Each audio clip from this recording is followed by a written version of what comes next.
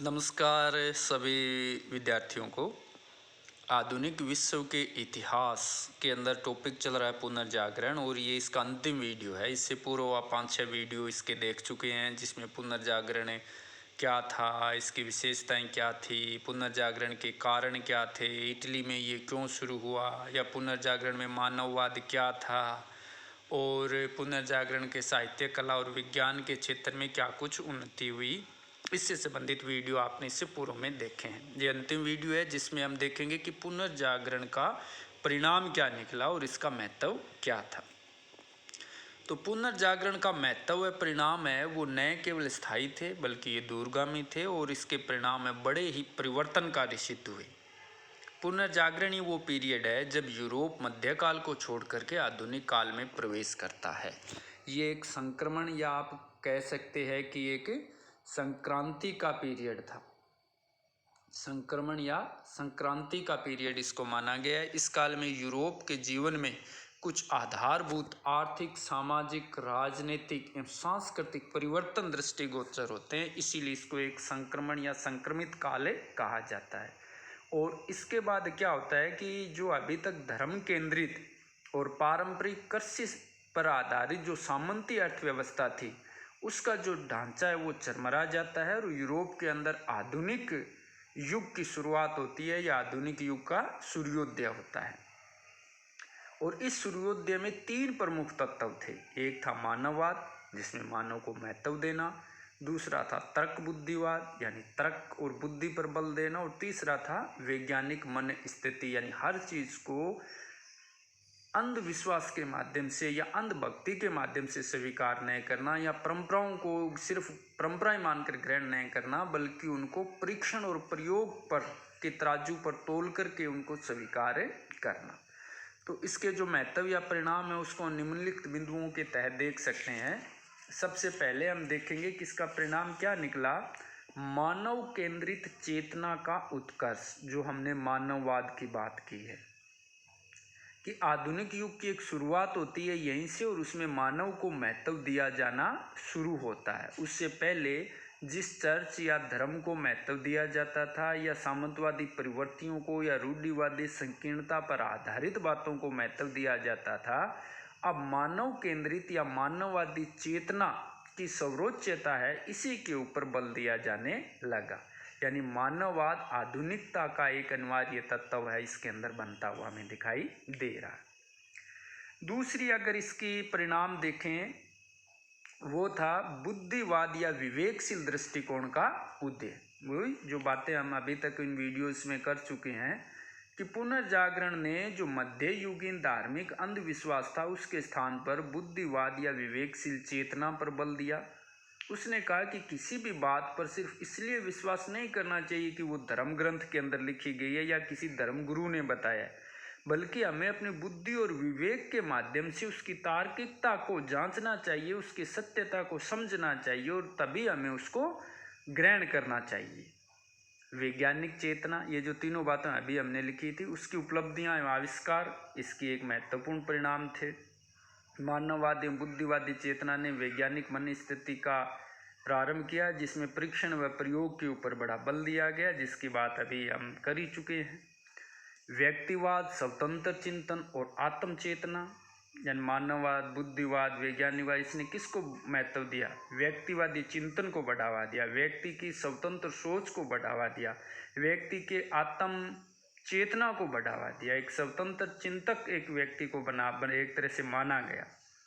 मानववाद आपको पता ही है कि जब व्यक्ति के महत्व को, उसके सुख को, उसके जिज्ञासाओं के बारे में बल देता है तो इसी तरह से उसके स्वतंत्र चिंतन को भी बल दिया गया। जैसा कि माइकल एंजेलो ने कहा है कि वह इतना आत्मचेतन और दृढ़ व्यक्तित्व का था कि सार्वजनिक सम्मान से बचता था तथा राजकुमारों की मैत्री की वो अवहेलना भी करता था। ये माइकल एंजेलो के बारे में कहा गया है। इसके अलावा राज्य एवं धर्म का पृथक्करण बहुत बड़ी देन थी। अभी तक धर्म और राज्य एक दूसरे के साथ गुंथे हुए थे, लेकिन इसने राजनीति और धर्म का क्या किया? पृथक्करण किया, जिसके परिणाम स्वरूप बड़े बड़े राज्यों का उदय हुआ और चर्च के प्रभाव में कमी आई। मैकियावली ने अपनी जो रचनाएं, जैसे बहुत ही फेमस रचना है उसकी द प्रिंस, उसमें उसने चर्च व पादरियों का बड़ा ही उपहास उठाया है। इसके अलावा उसकी एक और पुस्तक है हिस्ट्री ऑफ फ्लोरेंस, उसमें भी मैकियावेली ने लिखा है कि पोप एवं पादरियों ने इटली की एकता में बाधा पहुंचाई एवं इटली को जानबूझकर विभाजित बनाए रखा ताकि इटली वासी उनसे शांति का आशीर्वाद लेने उसके पास बार बार आते रहें। धर्म सुधार की आवश्यकता, ये भी इनका एक परिणाम था कि पुनर्जागरण युग में जो तत्कालीन चर्च एवं उसके परंपरागत विश्वास थे उनकी दुर्बलताएं प्रकट हो गई। चर्च का एकाधिकार एवं प्रभुत्व कम हो गया। धर्म की लोकप्रियता बनाए रखने के लिए धर्म सुधार की आवश्यकता पर बल दिया गया और इसीलिए फिर प्रोटेस्टेंट धर्म सुधार आंदोलन हुआ और उसने धर्म के क्षेत्र में बड़े सुधार किए। इसके अलावा इसका एक और परिणाम निकला, राष्ट्रीय चेतना का उदय। यहीं से हमें राष्ट्रीय चेतना की शुरुआत दिखाई पड़ती है, ये एक इसकी महत्वपूर्ण देन थी। पुनर्जागरण काल में जो विपुल आर्थिक प्रगति हुई उसने क्या किया, सामंतवाद का उन्मूलन किया और सुदृढ़ एवं केंद्रीकृत राज्यों के निर्माण पर बल दिया। पुनर्जागरण काल में जो क्लासिकल भाषाएं थी जैसे यूनानी व लैटिन, उनके स्थान पर जो देशज या राष्ट्रीय या रीजनल भाषाएं थी जैसे इटालियन है, फ्रेंच है, जर्मन है, स्पेनिश है, अंग्रेजी है, पुर्तगाली है, डच है, नॉर्वेनियन है, स्वीडिश है, इनके अंदर बड़े साहित्य लिखे गए जिसने राष्ट्रवादी भावनाओं को बढ़ाने में महत्वपूर्ण भूमिका निभाई। इसके अलावा मानववादी शिक्षा पद्धति का भी विकास हुआ। पुनर्जागरण के अंदर जो मध्यकालीन शिक्षण संस्थाएं थी उनके अंदर चर्च, धर्म, कानून और इनकी बातों को ज़्यादा पढ़ाया जाता था, लेकिन अब ऐसे विश्वविद्यालय खुलने लगे जिसमें मानव से संबंधित शिक्षा है उसको महत्व दिया जाने लगा। 1425 में इटली में प्रथम मानववादी विद्यालय की स्थापना हुई जिसमें नवीन शिक्षण पद्धतियों का व्यावहारिक प्रयोग किया गया।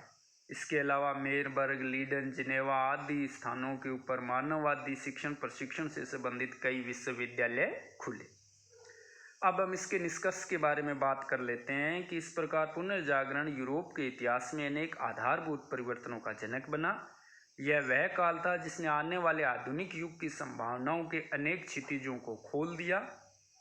मानव के इतिहास में पुनर्जागरण सबसे अधिक विचारोत्तेजक एवं सृजनशील काल था।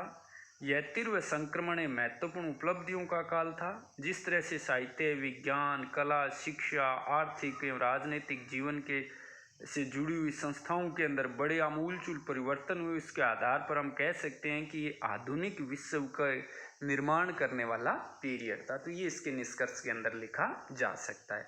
तो कई बार RS मेंस में भी आपसे पूछा जा सकता है कि पुनर्जागरण के परिणाम या महत्व क्या थे। तो ये वीडियो आपके लिए बड़ा ही लाभदायक होगा और बहुत ही अच्छा टॉपिक है ये BA फर्स्ट ईयर का, और ये आगे हमेशा हिस्ट्री के अंदर आपके काम आता रहेगा। इसलिए सारे वीडियोज़ है इनको आप बड़े ध्यान से पढ़ें, अपने नोट्स प्रिपेयर करें और साथ साथ में वीडियो को सब्सक्राइब भी ज़रूर करें, क्योंकि आप हमें सब्सक्राइब और लाइक करते हैं या शेयर करते हैं तो इससे पता चलता है कि स्टूडेंट्स इंटरेस्टिंगली पार्टिसिपेट कर रहे हैं। तो जब आप इंटरेस्टली पार्टिसिपेट करेंगे तो इससे हमें भी मोटिवेशन मिलेगा और अच्छे वीडियोज़ आपके सामने लाए जाएंगे जिनमें कई क्वेश्चंस जो RPSC या DNS बोर्ड में पूछे जाते हैं उन पर चर्चा भी जैसे हम कर ही रहे हैं वैसे और करेंगे और अच्छे अच्छे क्वेश्चन भी आपको बताए जाएंगे। Thank you.